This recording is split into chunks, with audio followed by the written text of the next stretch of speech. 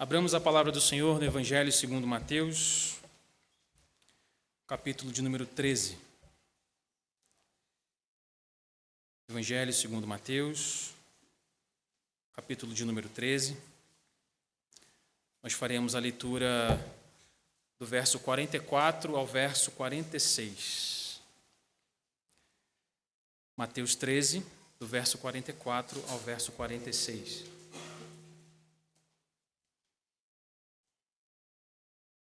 Diz assim a poderosa, inerrante e amável palavra do nosso Deus. O reino dos céus é semelhante a um tesouro oculto no campo, o qual certo homem, tendo-o achado,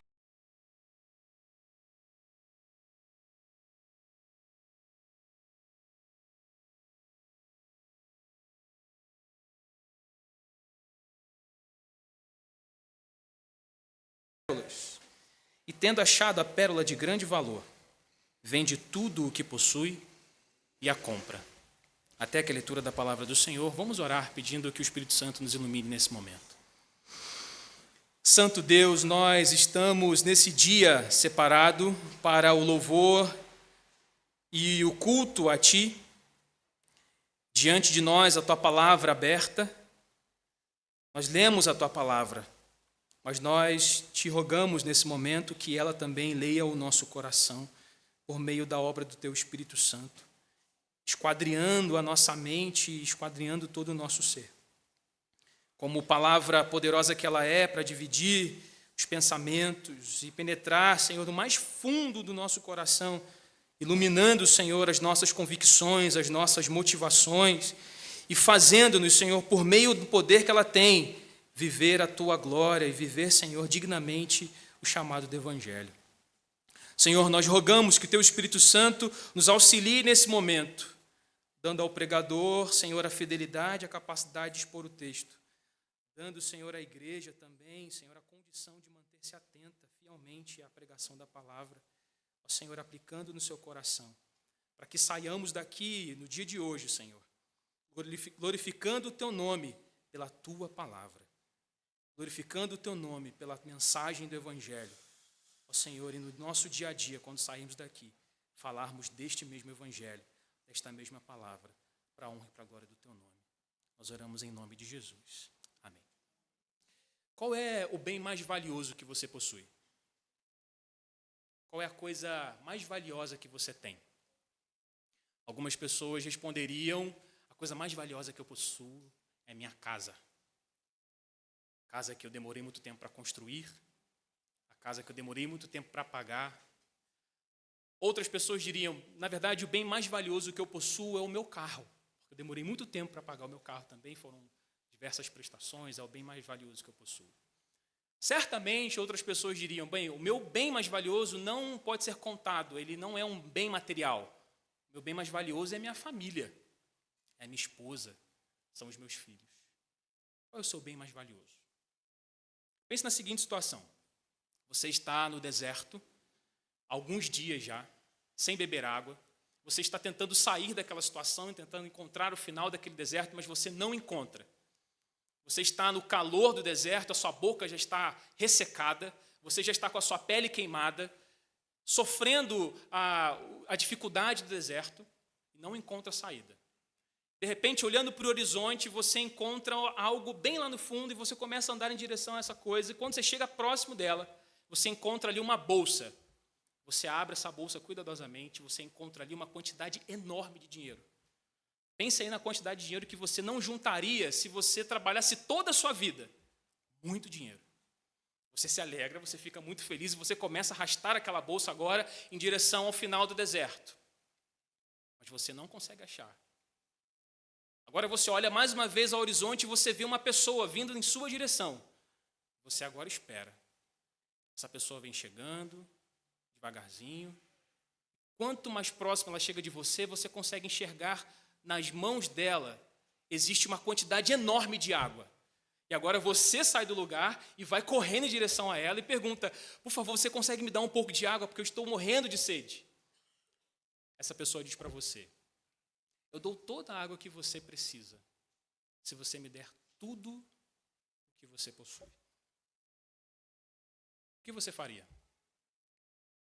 O texto que nós lemos aqui trata-se de uma situação parecida como essa. Nós estamos falando de duas coisas que são extremamente valiosas.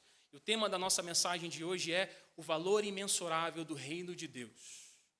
O reino de Deus é a coisa mais preciosa que existe, é o que Jesus vai ensinar por meio dessas duas parábolas. E a maneira como nós respondemos a essas duas parábolas, diferente dessa história que eu contei, não diz respeito simplesmente à nossa morte física, mas diz respeito à nossa morte eterna. A maneira como nós respondemos a essa parábola diz respeito à maneira como nós nos encontramos na eternidade. Quanto vale o reino dos céus? Qual é o valor do reino dos céus? E para nós olharmos primeiro algumas verdades que nós encontramos nessas parábolas, eu convido os irmãos a lembrarmos um pouco do contexto do que está acontecendo aqui.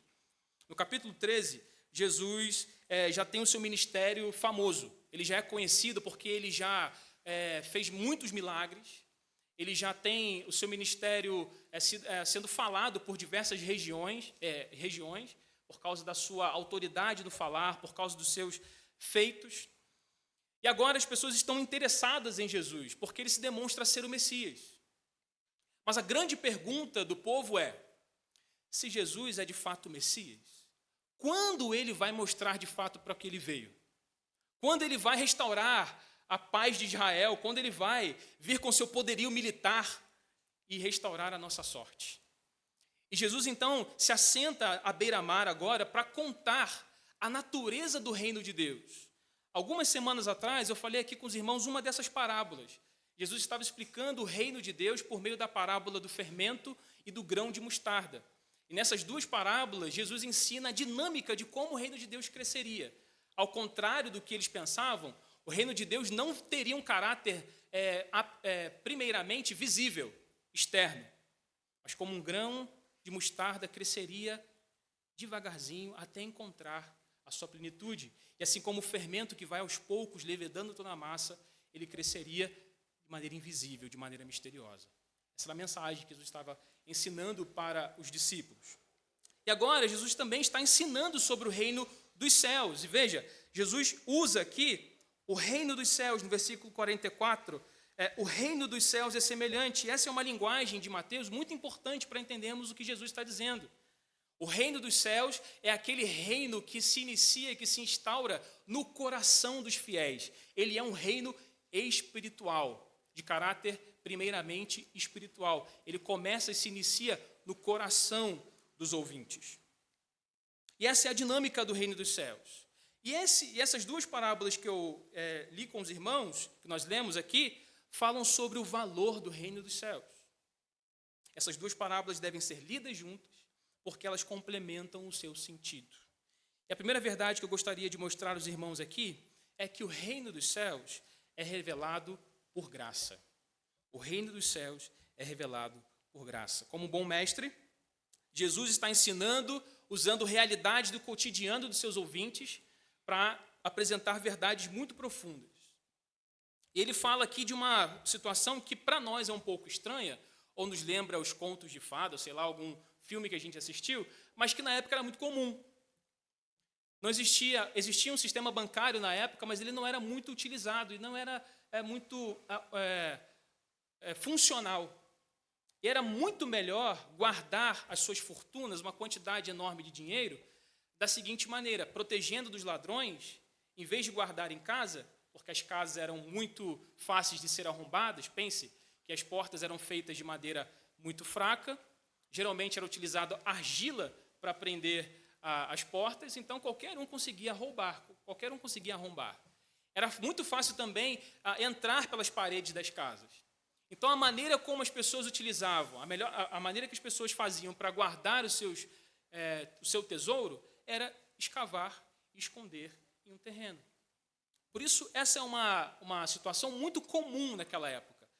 Encontrava-se, então, um terreno, um campo escondido, ou longínquo, e se guardava ali a sua fortuna para proteger os ladrões. Então, quando você vê lá naqueles filmes o mapa do tesouro, mais ou menos dessa situação. Eles tinham, então, o local onde ficava a sua fortuna.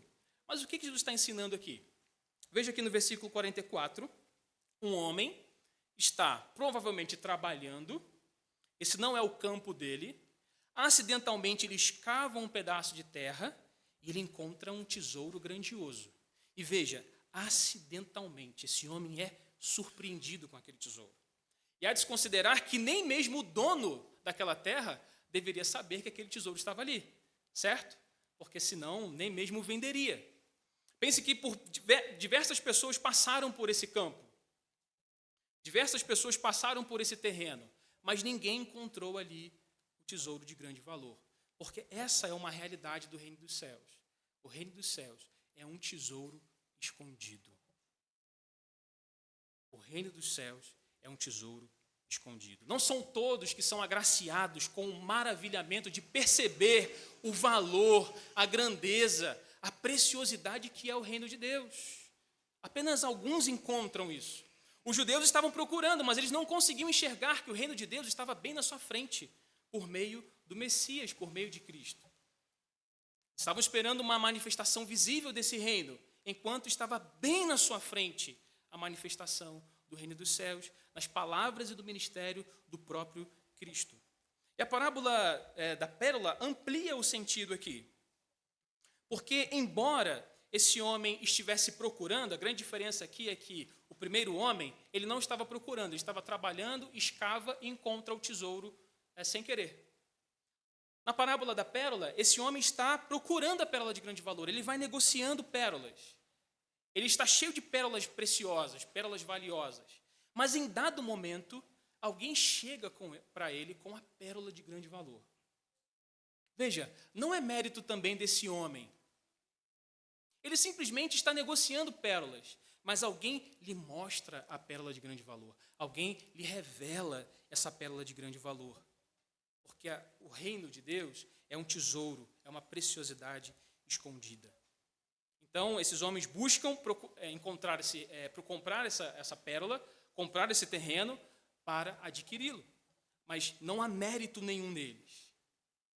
Isso é uma dádiva. Encontrar o reino é um presente. E o que isso tem a ver com a gente? O que isso tem a ver comigo e com você? É que se você é um cristão, se você é um eleito, você já encontrou essa pérola de grande tesouro. Você já tem essa pérola, você já possui. Ela já foi apresentada a você. Você é um bem-aventurado. Deus deu a você a graça de encontrar e de encontrar valor no reino de Deus. A nossa grande batalha é considerar essas coisas que nós já sabemos e aplicá-las no nosso coração como verdades eternas e absolutas, para que nós não vivemos como se não tivéssemos encontrado, como se ainda tivéssemos algo a procurar por aí. Essa é a grande batalha. Ou como se nós não entendêssemos, como se não compreendêssemos o valor do reino de Deus. Os ímpios não entendem. Eles não conseguem entender o valor do reino de Deus e por que ele é tão precioso. É loucura para os homens, mas para aqueles que creram, é o poder de Deus. É a coisa mais valiosa que existe. O reverendo Hermes Steinmeier conta uma história de um mendigo que era muito famoso na sua região lá. Daquelas pessoas, daqueles homens que ficam sentados sempre no mesmo local, a vizinhança toda conhece, todo mundo sabe onde ele está. E ele pedia esmola há anos ali. As pessoas conheciam pelo nome. Até o dia em que ele morre. Então as pessoas vão procurar os seus parentes, não conseguem encontrar, ele é um indigente. E a grande pergunta é, o que a gente vai fazer, né? Onde a gente vai enterrar esse homem? Eles dizem assim, acho que seria uma boa homenagem, já que a gente gostava tanto dele, enterrar exatamente no local onde ele ficava sentado. Ele sempre ficava sentado ali. E a história diz que quando eles vão cavar o local onde ele estava sentado, existia ali um grande tesouro. A moral da história é que aquele homem viveu a vida inteira pedindo esmolas, assentado sobre um grande tesouro. Viveu a vida inteira mendigando, procurando providência e alimento, assentado sobre um grande tesouro. Meus irmãos, quantos cristãos vivem assim? E, meus irmãos, talvez não seja essa a nossa maior batalha. Porque, como eu já disse, nós temos essa preciosidade, nós já temos o reino de Deus, já sabemos o quanto ele é precioso, mas não é a nossa batalha vivermos, às vezes, procurando valores em outras coisas, em coisas finitas, em coisas que são passageiras, e gastar a nossa vida, gastar o nosso vigor, o nosso empenho, o nosso esforço em coisas que passarão, vivendo mendigando, assentados sobre um grandiosíssimo tesouro. Não vivamos assim, meus irmãos, porque nós já temos a pérola de grande valor.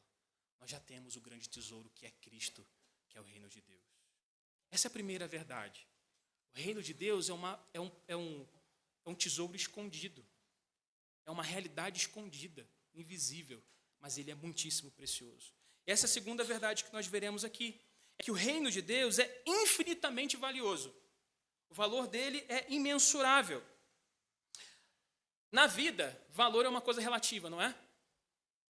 Preço tem a ver com oferta e demanda. Uma coisa pode ser muito valiosa dependendo da oferta. Se você tentou comprar morango há 15 dias atrás, provavelmente você pagou muito caro, porque você pegou a inflação do morango do amor. Uma caixinha de R$ 4,90 estava custando R$ 15. Nessa ilustração que eu contei no início, veja como uma garrafinha de 200 ml de água passa a ter grande valor se você estiver no deserto passando muita sede. O valor, na nossa realidade, é extremamente relativo. Mas o que esse texto está ensinando para nós é que o reino de Deus, ao contrário de qualquer coisa que nós podemos negociar na realidade que vivemos, tem um valor absoluto, um valor inestimável, que não está atrelado à oferta e demanda. Ele vale tudo o que nós possuímos. Ele vale tudo o que nós temos. Talvez alguém poderia perguntar, o que vale mais? Um diamante ou um pedaço de pão? Depende. Se você estiver em fome extrema, um pedaço de pão vale muito mais. Mas e o reino de Deus? Comparado a qualquer outra coisa, ele sempre valerá mais. Sempre valerá cada esforço e vigor da nossa vida. Nessa existência caída, os valores são relativos, mas o reino de Deus é imensurável. O que Jesus está dizendo, o que Jesus está ensinando para os seus discípulos é: o reino de Deus custa tudo o que você tem. O valor do reino de Deus não está atrelado à oferta e demanda, ele não pode ser negociado com descontos. Ele custa tudo o que você tem, tudo o que você possui. Eu tenho aprendido uma coisa fazendo dieta. Se a gente perguntar para pessoas que estão querendo perder peso, que estão acima do peso, estão com um pouquinho de sobrepeso, elas gostariam de perder um pouquinho de peso? Certamente elas diriam, todas as pessoas dizem, sim, eu gostaria, acho que faz mal para a minha saúde estar com sobrepeso, etc.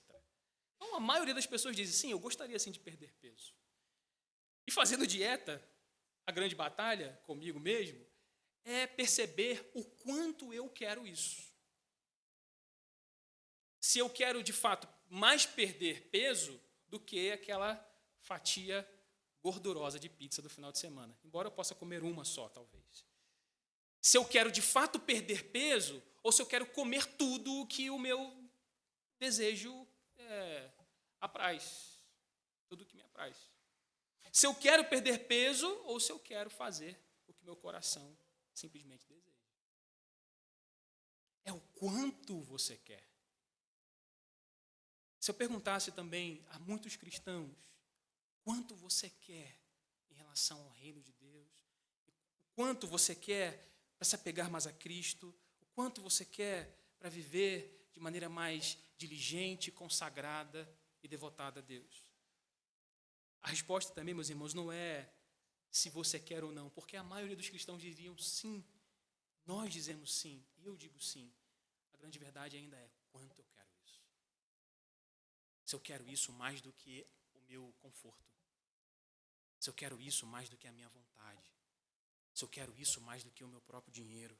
Se eu quero isso mais do que o meu pecado. Se eu quero isso mais do que qualquer outra coisa que me agrade. Essa é a grande questão. Porque o reino de Deus custa tudo de nós, meus irmãos. Os homens poderiam encontrar esses valores, o homem poderia encontrar o tesouro escondido, o homem poderia encontrar a pérola de grande valor, e ainda assim, olhando e dizer, bom, acho que não vale a pena. Eu não vou vender tudo que eu tenho para encontrar esse tesouro.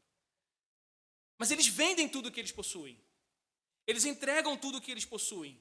E talvez, ouvindo isso, parece radical demais para o nosso coração calvinista. Mas essa é a mensagem de Jesus para todos os seus discípulos. Não é isso que ele disse? Negue-se a si mesmo, carregue a sua cruz. Não foi isso que ele disse? Siga-me, negue-se a si mesmo. Foi isso que ele cobrou de todos os seus discípulos. Essa é a mensagem de fato do Evangelho. Custa tudo de nós, meus irmãos. Custa tudo de nós. Nós estamos no mês de missões. Nós passamos aqui o mês inteiro falando sobre os conceitos do que é missão, sobre como a nossa identidade de igreja é uma identidade missionária. E eu acho isso, de fato, muitíssimo importante. Lá no Birajara, a gente tratou o mês inteiro da Escola Bíblica Dominical, assim como os irmãos aqui, falando desses conceitos. Mas, meus irmãos, do que adianta esses conceitos se o nosso coração não entender essa verdade? Do que adianta esses conceitos? Do que adianta entendermos que a nossa missão é pregar o Evangelho, se ainda negociamos o reino com desconto? Se ainda negociamos as coisas de Deus, colocando valores que são nossos próprios?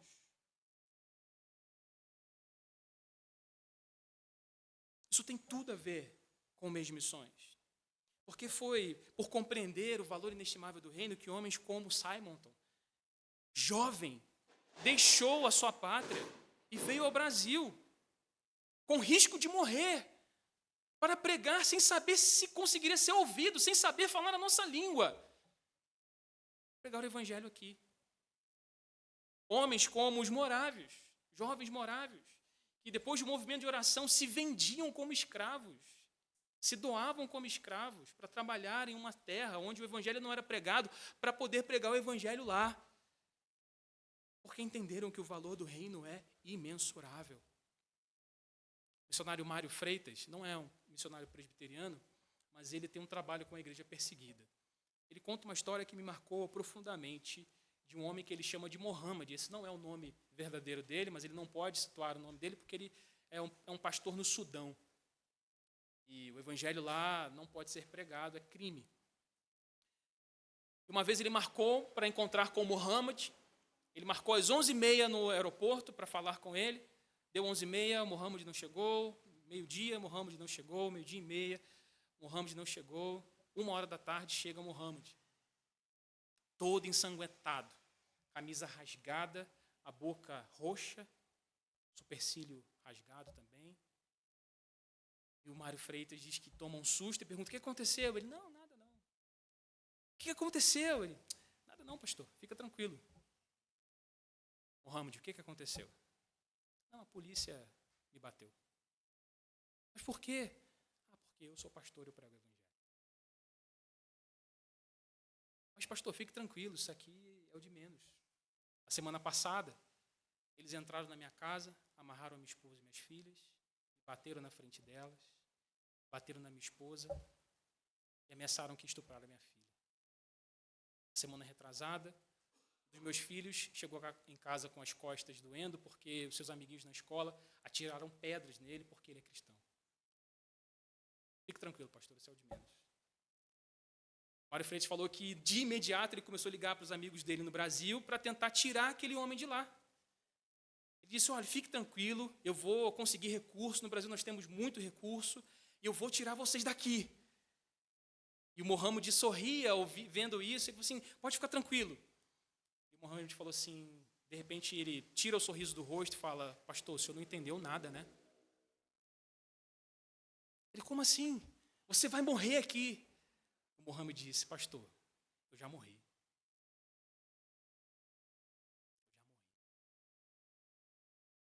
Não me tire a alegria de sofrer pelo meu Senhor. Essa foi a maior lição que o Mário Freitas tem como missionário que ele conta e que me marca muito, porque isso diz respeito a quanto vale o reino de Deus. Vale toda a nossa vida. Vale todo o nosso vigor, vale todo o nosso esforço. Custa tudo.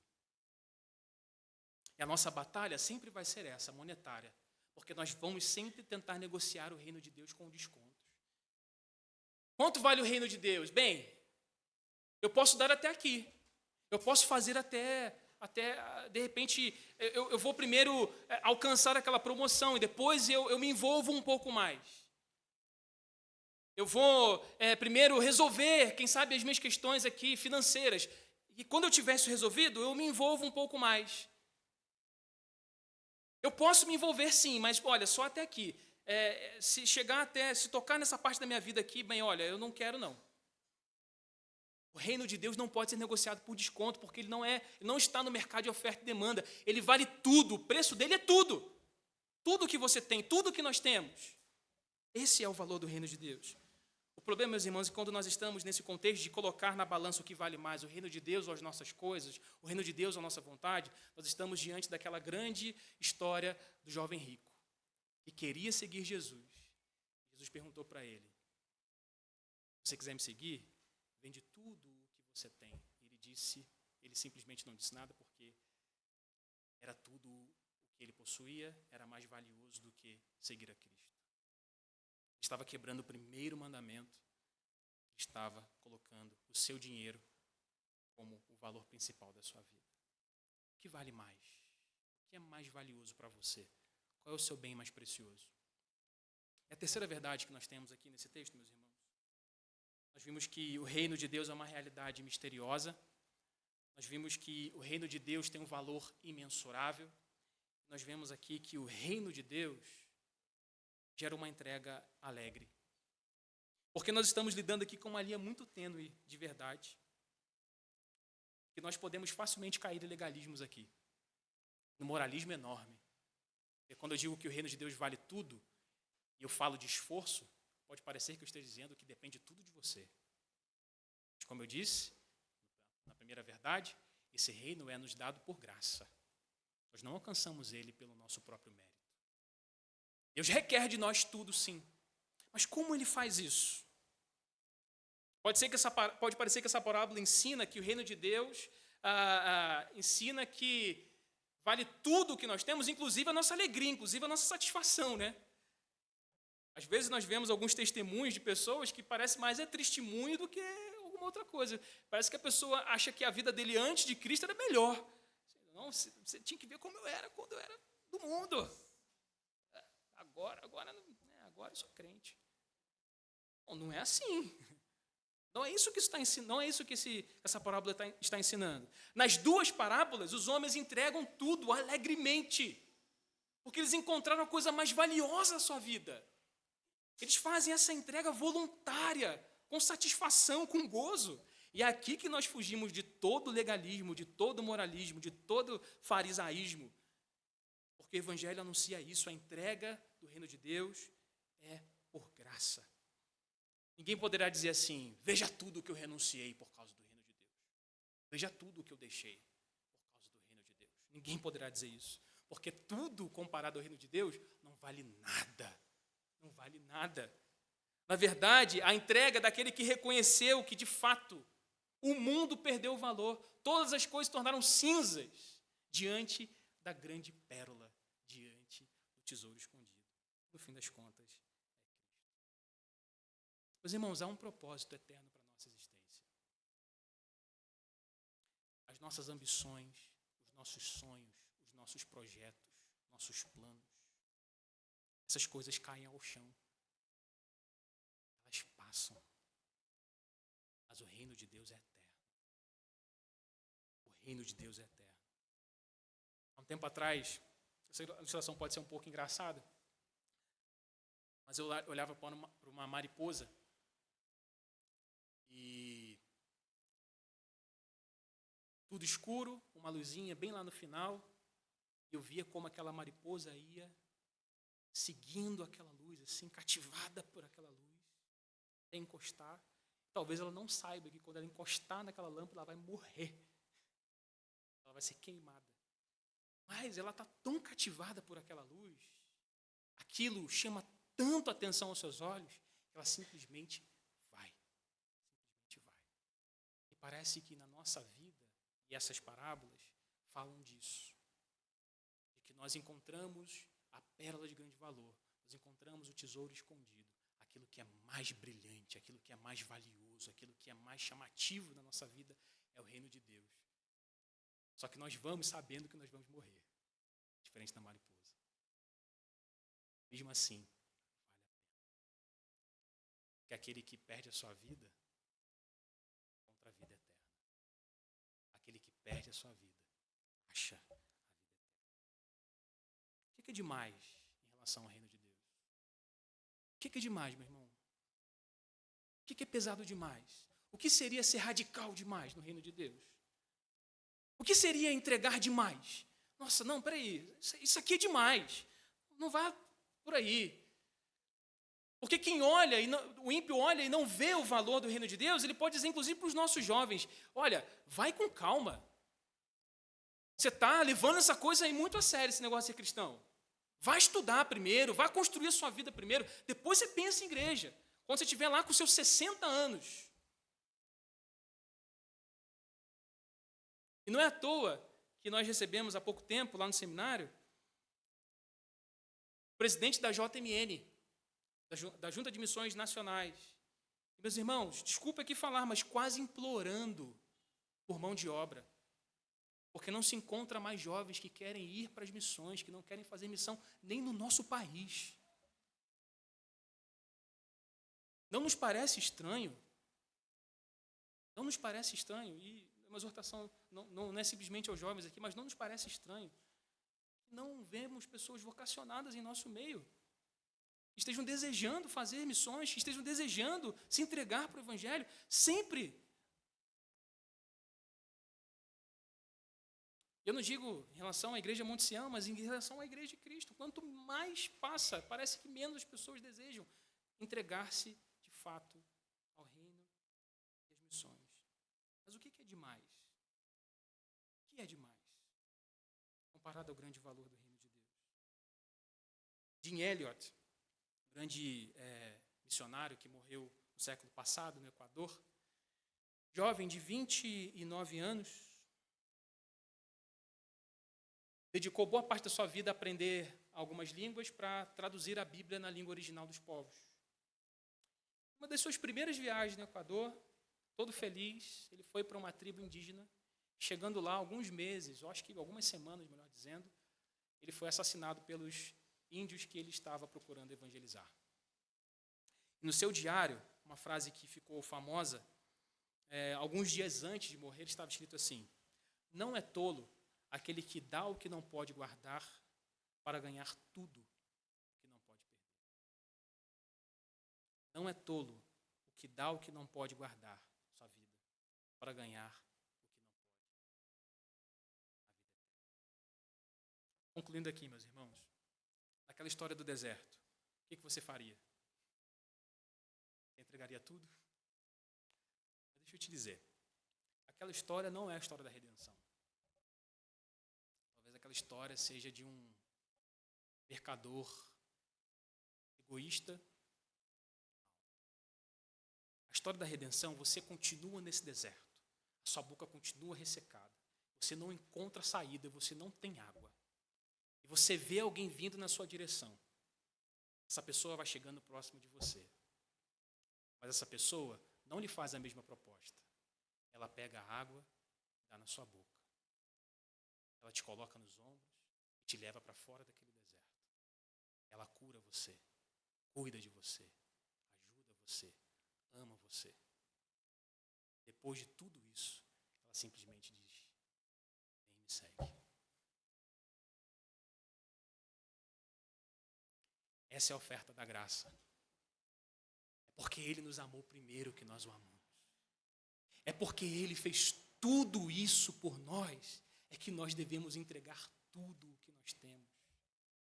A entrega do reino de Deus não é como se nós não tivéssemos saída. Bom, eu vou entregar, né? Eu já não tenho saída. Não, é porque você encontrou o Salvador, você encontrou aquele que cuidou de você, que te regenerou, que te tirou do inferno, te transportou para o reino do Filho do seu amor.